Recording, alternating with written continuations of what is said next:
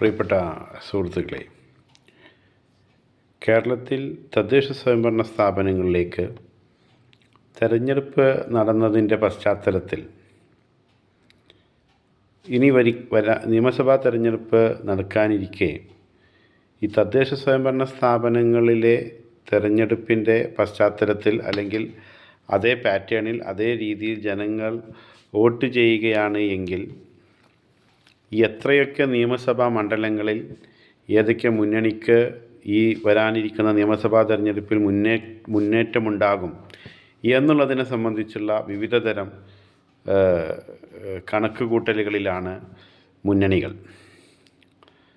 ചിലർ പറയുന്നത്, മനോരമ പത്രം റിപ്പോർട്ട് ചെയ്തതുപോലെ 80 നിയമസഭാ മണ്ഡലങ്ങളിൽ UDF മുൻതൂക്കമുണ്ട് എന്ന് പറയുമ്പോൾ മറ്റ് ചില സോഴ്സുകളെ ഡിപ്പെൻഡ് ചെയ്തുകൊണ്ട് ചിലർ അങ്ങനെയല്ല, UDF മുന്നേറ്റം അല്ലെങ്കിൽ <70 സീറ്റ്സ് ആണെങ്കിലും LDF അത്ര വലിയ തിരിച്ചടി ഉണ്ടായിട്ടില്ല എന്നുള്ള വ്യാഖ്യാനം നടത്താനും ശ്രമിക്കുന്നു.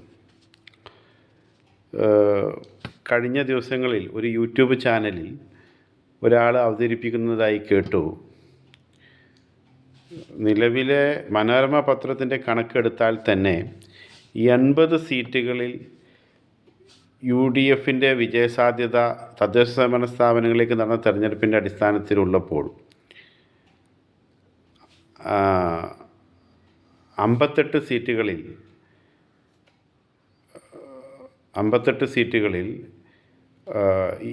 LDF മുൻതൂക്കമുണ്ട്. എന്ന് പറഞ്ഞാൽ UDF മുൻതൂക്കം ലഭിച്ച ഈ 80 സീറ്റുകളിൽ 13 സീറ്റുകൾ, അതിൽ നിന്ന് ഈ 80 സീറ്റുകളിൽ നിന്ന് 13 സീറ്റുകൾ പിടിച്ചെടുക്കാൻ കഴിഞ്ഞാൽ LDF ഇപ്പോൾ മുൻതൂക്കമുള്ള 58 സീറ്റുകളുടെ കൂടെ 13 കൂടി ചേർന്നാൽ 71 അപ്പോൾ ഭരിക്കാൻ ആവശ്യമായ ഭൂരിപക്ഷമായി എന്നുള്ള രീതിയിലുള്ള വ്യാഖ്യാനങ്ങൾ നടത്തുന്നതായി കണ്ടു. അതിനവർ പറയുന്നത് UDF കുറഞ്ഞ ഭൂരിപക്ഷത്തിൽ ഇപ്പോൾ ഈ തദ്ദേശ സ്വയംഭരണ സ്ഥാപനങ്ങളിലേക്ക് നടന്ന തെരഞ്ഞെടുപ്പിൻ്റെ അടിസ്ഥാനത്തിൽ വിജയിച്ചേക്കാൻ സാധ്യതയുള്ള മണ്ഡലങ്ങളിൽ മികച്ച സ്ഥാനാർത്ഥികളെ കണ്ടെത്തുകയും നേരത്തെ പ്രചരണം തുടങ്ങുകയും LDF സംവിധാനം ഒരു നല്ല മുന്നണി എന്നുള്ള നിലയിൽ, കെട്ടുറപ്പുള്ള മുന്നണി എന്ന നിലയിൽ മുന്നോട്ട് പോവുകയും ഒക്കെ ചെയ്യുകയാണ് എങ്കിൽ 13 മണ്ഡലങ്ങൾ, കുറഞ്ഞ ഭൂരിപക്ഷമുള്ള 13 മണ്ഡലങ്ങൾ, UDF കുറഞ്ഞ ഭൂരിപക്ഷമുള്ള 13 മണ്ഡലങ്ങൾ പിടിച്ചെടുക്കാൻ കഴിയും എന്നതാണ് അവരുടെ കണക്ക് കൂട്ടൽ. എന്നാൽ അതേസമയം തന്നെ LDF കുറഞ്ഞ ഭൂരിപക്ഷത്തിന് മുൻതൂക്കമുള്ള മണ്ഡലങ്ങളുമുണ്ട്. അതേക്കുറിച്ച് ഇവർ സംസാരിക്കുന്നില്ല. ഇപ്പോൾ കോവളം, ഒല്ലൂർ പോലെയുള്ള നിരവധി മണ്ഡലങ്ങളിൽ LDF കുറഞ്ഞ ഭൂരിപക്ഷമേ ഉള്ളൂ.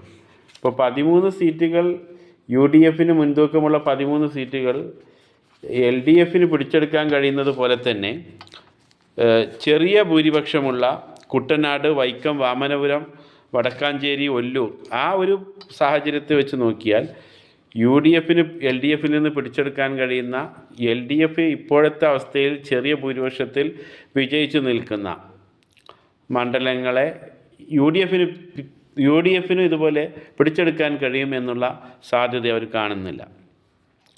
മറ്റൊരു കാര്യം, തദ്ദേശ സ്വയംഭരണ സ്ഥാപനങ്ങളിലേക്ക് നടക്കുന്ന തെരഞ്ഞെടുപ്പിൽ ജനങ്ങൾ എന്തെല്ലാം കാര്യങ്ങളെ പരിഗണിച്ചുകൊണ്ടാണോ വോട്ട് ചെയ്യുക, ആ സാഹചര്യങ്ങൾ അതേപോലെ നിയമസഭാ തെരഞ്ഞെടുപ്പിൽ പരിഗണിക്കപ്പെടണമെന്നില്ല. അല്ലെങ്കിൽ ജനങ്ങൾ, ഇപ്പോൾ ഒരു ഉദാഹരണം പറയുകയാണെങ്കിൽ 1996 ഒക്കെ ലോക്സഭയിലേക്കും നിയമസഭയിലേക്കും ഒരേ സമയം കേരളത്തിൽ തെരഞ്ഞെടുപ്പുകൾ നടന്നിട്ടുണ്ട്. പക്ഷേ ഈ തെരഞ്ഞെടുപ്പിൽ ലോക്സഭയിലേക്ക് ഒരു മുന്നണിയെ കൂടുതലായി പിന്തുണച്ച ജനങ്ങൾ കേരളത്തിൽ മറ്റൊരു മുന്നണിയെ സംസ്ഥാനത്ത് ഭരണത്തിലെത്തിയിട്ടുള്ളതായി കാണാം. അപ്പോൾ ഇത്തരം കാര്യങ്ങൾ പരിഗണിച്ചാൽ നമ്മൾ ഈ സൂചിപ്പിക്കുന്ന രീതിയിലുള്ള ഘടകങ്ങൾ അതേപോലെ പ്രവർത്തിച്ചു കൊള്ളണമെന്നില്ല എന്നുള്ളതാണ് കാണേണ്ടത്. മറ്റൊരു പ്രധാനപ്പെട്ട കാര്യം, ഈ സംസ്ഥാനത്തെ രാഷ്ട്രീയ സാഹചര്യങ്ങൾ മാറി വരികയാണ്.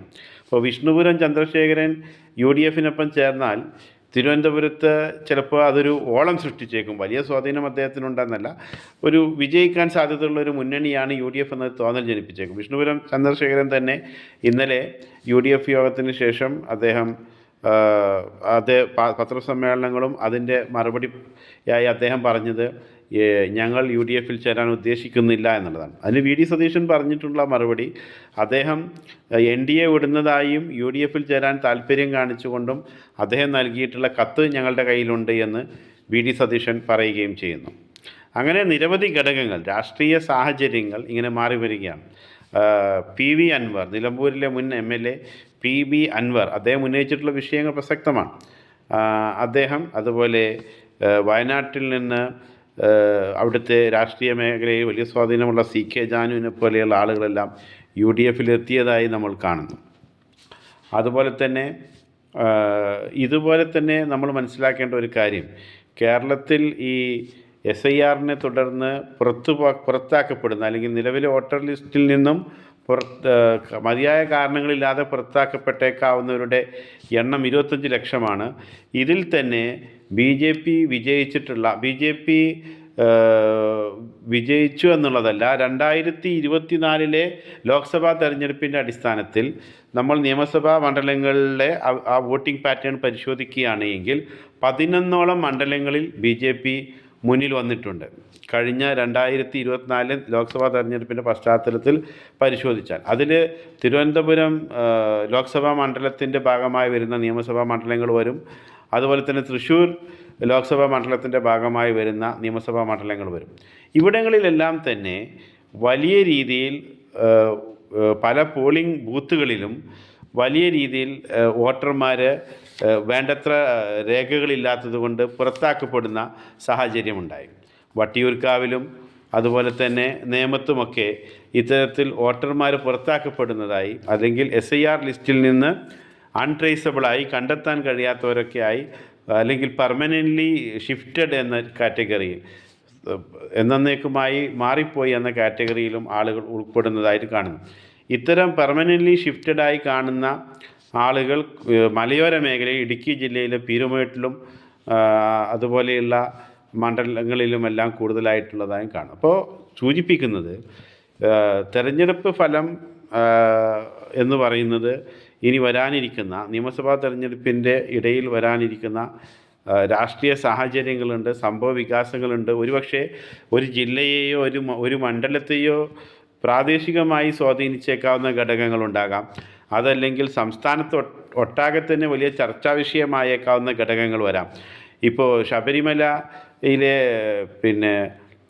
സ്വർണം മോഷ്ടിക്കപ്പെട്ടതുമായി ബന്ധപ്പെട്ട കേസിൽ തിരുവനന്തപുരം ജില്ലയിൽ നിന്നുള്ള ഒരു പ്രധാന CPIM നേതാവ്, മുൻ മന്ത്രിയും, അദ്ദേഹത്തിനെതിരെ അന്വേഷണം നടക്കുകയും അതിൻ്റെ ഭാഗമായി അദ്ദേഹം അറസ്റ്റ് ചെയ്യപ്പെടുകയാണ് എങ്കിലൊക്കെ സംസ്ഥാനത്ത് ആകെ തന്നെയും വലിയ ഒരു രാഷ്ട്രീയമായ മാറ്റം ഉണ്ടായേക്കാം. അത് ഒരുപക്ഷെ UDFന് അനുകൂലമായേക്കാം, അല്ലെങ്കിൽ LDFന് അനുകൂലമായേക്കാം.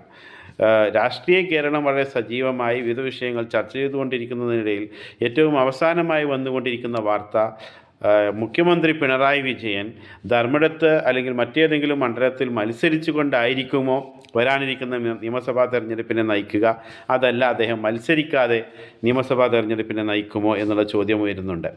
ഇത്തരം പശ്ചാത്തലത്തിൽ രാഷ്ട്രീയ കേരളം സജീവമാകുന്ന ഘട്ടത്തിൽ ഇത്തരത്തിലുള്ള വിശകലനങ്ങളുമായി നമുക്ക് വീണ്ടും കാണാം. നന്ദി, നമസ്കാരം.